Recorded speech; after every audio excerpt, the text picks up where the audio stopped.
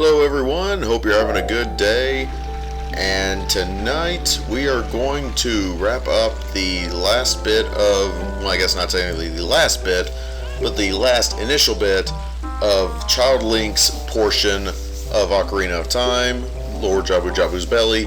Of course, it's a very short dungeon, much like Dodongo's Cavern, much like the Deku Tree. It's one of the 3 introductory dungeons. It's going to be pretty short and sweet, but we are definitely going to have our share of adventures when we get in there. I'm looking forward to having this section done, and in the past, honestly, just because it's a lot of very straightforward walking. There's not a whole lot of really obstacles in my way, except my inability to clear easy gaps. I have no idea what happened there. But as it stands, a lot of the enemies in these initial areas just don't prove threatening, nor do they prove to really be obstacles that I can't get around in some fashion. As far as it goes, I only show these areas of me running from A to B when there's enemies like these Octoroks that are nearby, and even though it should be pretty well obvious that I could just go around them, that I don't need to murder them in cold blood, at the same time, it's proof of concept. I feel like I need to show it, just in case there are those people that want to say, well, you didn't technically show that you could get around them, so it invalidates everything that you've done. I try to cut out as much of the pointless running around as necessary. Like, for instance, in this video today, we're not going to see a whole lot of Zora's Domain, because obviously there are no enemies in there, and you don't need to see me diving for rupees or diving for Ruto's letter or anything like that. You know those things are completely tame.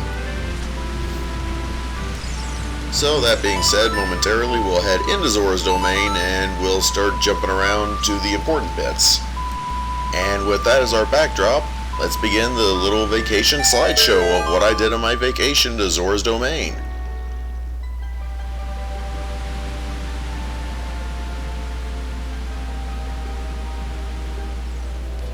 Here's me getting a scale from one of the local Zora folk. He's very nice, unlike in that other video I posted of him. And here's me using said scale to get a message in a bottle.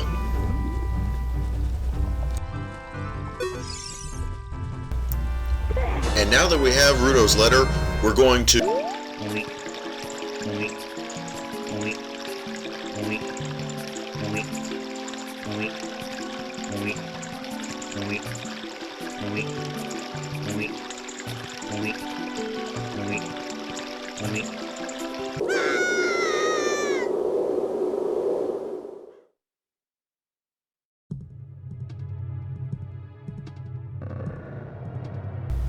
As we begin the dungeon, here in the first room, you'll see in the distance here kind of a point of contention when it comes to a low kill run like this. These bubble enemies. I personally don't consider them an enemy, even though Navi does try to alert me to them and help me target them and everything, but they're not actively trying to hurt me. They bounce in random directions and everything, so I consider them more as a hazard than I do an enemy. Thankfully, I believe we only pop one of them, so doesn't really contribute a whole lot anyway, but personally, I choose not to count that when it comes to kills. Funny enough, Princess Ruto also kind of contributes her own unique challenge when it comes to this dungeon. When you throw Ruto, she actually has a damage box on her, like a hurt box. So, for instance, if I were to throw her right now, I would have popped one of those bubbles if she had come in contact with them. So, yeah, I need to be careful where I throw Ruto, depending on where I am and what I'm attempting to do. Otherwise, I could end up accidentally killing an enemy and not meaning to. It surprises me that the stingers in this water don't try to attack me, even though I don't bother to harm any of them. Of course, such is the way of life in this run, but it still kind of surprised me that they didn't try to attack me even once. I could technically throw Ruto at that switch to activate it, but again, I figure I'd try to keep the bubbles alive even though I don't consider them enemies, so I shot it with the slingshot instead. And there it is. Thanks to unfortunate camera placement, rest in peace to the one single bubble enemy that died in his course of duty. We salute you forevermore. Here we just have to dodge around this Octorok's shots until the elevator comes down to pick us up and take us back up to the level above. No need to actually kill the Octorok, and thankfully the elevator doesn't do so. And unfortunately, speaking of death and killing, we're about to have to do some. Yep, we've reached that point in the dungeon where we can't work around the enemies any longer, at least not all of them. That guy you can. Don't know why they put him where they did, he can't reach you. Also, I definitely went the wrong way when I went in here the first time, so let's jump to me going the proper way. The right way. Literally the right way. We're going to go in here and encounter a new enemy for the first time, the Stingers. I don't honestly have a whole lot to say about the Stingers, although I will say they might low-key be one of my favorite enemies in this game. I don't think they show up in Majora's Mask if I'm not mistaken, and they only show up in a few places in this game. But, I mean, you know, they're flying stingrays. They're pretty cool. And they actually take more than one hit to knock down. That's something too, at least this early on in the game, so they at least kinda, sorta rack up there as one of the tougher enemies, if you can call that tough. Anyway, 2 shots, and, well, we missed that one. Somehow he dives into the innards of Jabu Jabu. It's very disturbing when you think about it. Just the same, 2 shots to take down a Stinger, and these will be the next 4 in our casualties here. At least they protect an important item. We finally will be able to get our hands on the boomerang in this chest.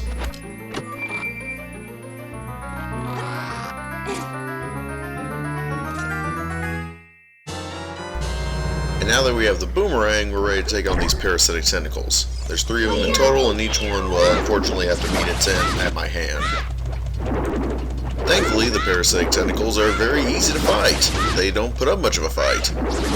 Oh, but trust me, one did. One did, and it's all my fault that it did, but it's not going to make the minutes of fighting it, yes, I said minutes of fighting a parasitic tentacle, it's not going to make that any less painful for me to rewatch here. The problem lies in that the last room containing the 3rd and final parasitic tentacle also has 4 of these jellyfish enemies that we've been seeing throughout the dungeon. Now, not being able to remember how I did this before, I wanted to see if I could just get through this room by only killing the tentacle and ignoring the jellyfish. What followed was Navi not having any idea what to do.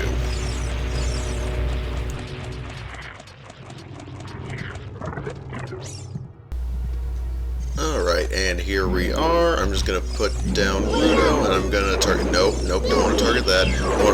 Oh, no, you had it. Ow. Okay, that hurt. That's fine, though. Okay, we're targeting jellyfish. I'd rather not target the jellyfish. I like the tentacle. Navi the tentacle. Yes, there you go. Up there. Okay, nope. Okay, reset. Reset. It's fine. Okay, still on jellyfish. Let's try again. Nope, jellyfish. Okay, no. Ow. Okay, that's the tentacle. See, that's what we want to target. Try stepping over here. Okay, that's pain. Tentacle. Okay, tentacle. Nope. Jellyfish. Okay, and we're on our back again.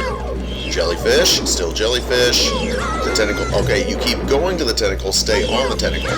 That's not... Okay, they have tentacles, but that's not the tentacle we need to tentacle. I mean target. Okay, I'm in pain again. This is not going to plan at all. This is terrible. Ow. Thankfully, all the nerve damage from all the electricity is at least probably numbing the brain damage from the blunt force trauma of this tentacle. Okay. Gonna drink some milk. Ow. Milk heals all wounds, right? Hey! We got the tentacle! And now, surely, after all that struggle, it wasn't in vain, right? The door's gonna open when I destroy this? The door didn't open when I destroyed that. I don't even feel bad about these 4. They deserve it.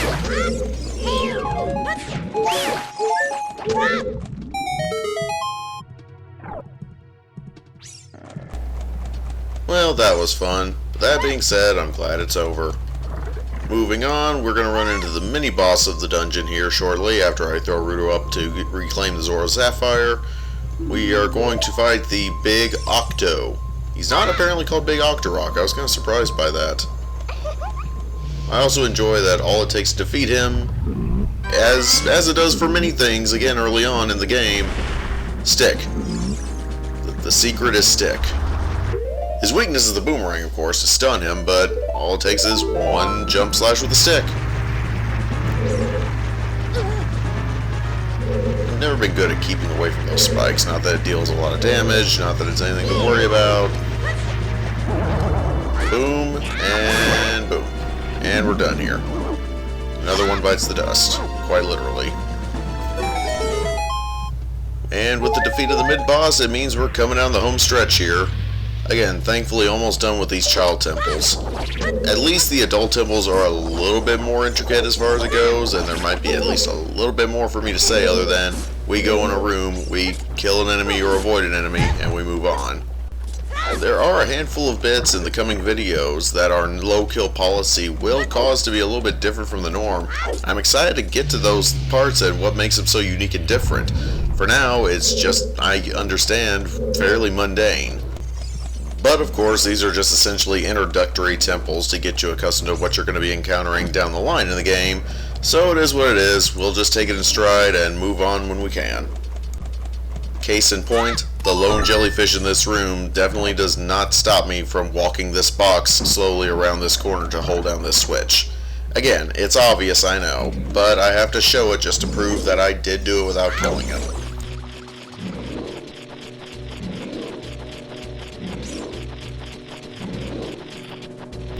Now, you want to talk about a stressful moment, or a stressful sequence? Hitting this switch with the boomerang is stressful when that throw doesn't work, because of course it still has damage on the return trip. So I've got to try to hit this switch and not hit any of these jellyfish as the boomerang comes back to avoid killing them. And as you can see, I miss a lot and I get hurt a lot. Thankfully finally it goes through and we're on to the boss fight. But that was a very stressful little sequence there.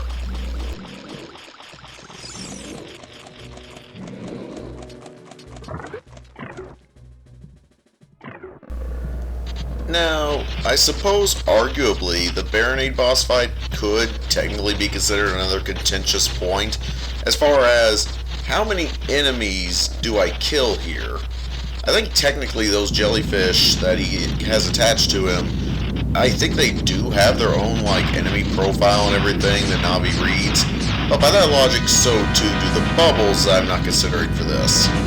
So offhand, I'm just considering this entire creature Baronade, and I'm not going to count each one of these little jellyfish as a different enemy. I'm counting Baronade as just one creature unto itself. Let's see how lucky I can get as far as these boomerang throws go. Also, I did not know for the longest time you could just cut at his body to get rid of those first waves of jellyfish. It's really weird to me when I found that out. And we're not having a whole lot of luck here. There we go. We even caught a jellyfish on the way around.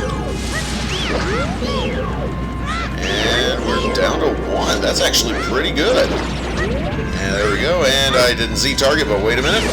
Saved it. That almost makes up for the parasitic tentacle fight. It probably doesn't, does it? Not at all. The rest of this fight goes as you would expect. I unfortunately don't have enough Deku sticks to get a big jump slash and to get the stab moves going. But Baronade is pretty simple in of himself, so nothing really to report here. We're just going to keep dodging electric attacks. We will get there eventually. I know if I had a Deku stick, I'm pretty sure he would have went down in that phase there. I probably wouldn't be dodging these for one more time, but oh well. We're not doing a speed run, we're doing a low kill run. I was trying to think of another way to phrase that. I couldn't think of it. And there we are. Baronade evens us out at a perfect 20, oddly enough. There we are. So 3 dungeons down, and all the running around, and 20 kills. Offhand, that doesn't seem too bad to me. We're going to get the Zora Sapphire, we're going to make our way back to the Temple of Time to open up the Door of Time. Again, not going to bore you with the running around. I'm just going to make it through this tunnel here, and we will jump ahead to Hyrule Castle. I'm sure nothing's going on there. But then, just as in our nightmares, Zelda is being pursued by Ganondorf. But don't worry guys, we're not going to kill him. No, for the time being, we're going to let Ganondorf think that he's won. And in fact, we're going to let him shoot us with this energy ball. I should have emptied that bottle. We could have reflected it back then. Oh well. Hindsight's 20/20, right? But no, what he doesn't realize is that Zelda threw the key to this whole operation into the moat. The Ocarina of Time. So now all that's left to do for me is to take the Ocarina, play the Song of Time, and since I hold the keys to the Door of Time, we can open it up, and we can get into the Sacred Realm and get the Triforce. And the only reason I'm leaving this entire scene in is because of the sick orchestral score that comes when the door opens.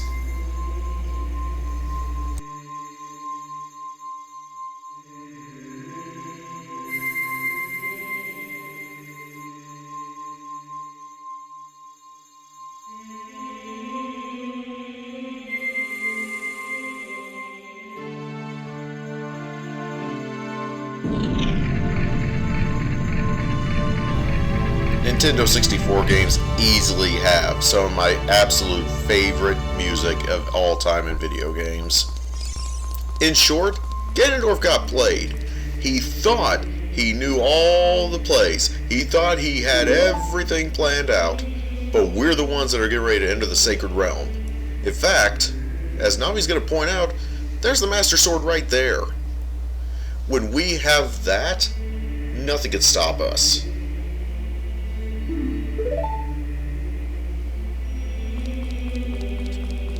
All that's left is to step on this pedestal and take our place in the history books. Now that we have the Master Sword, nothing bad could possibly happen. We're clear.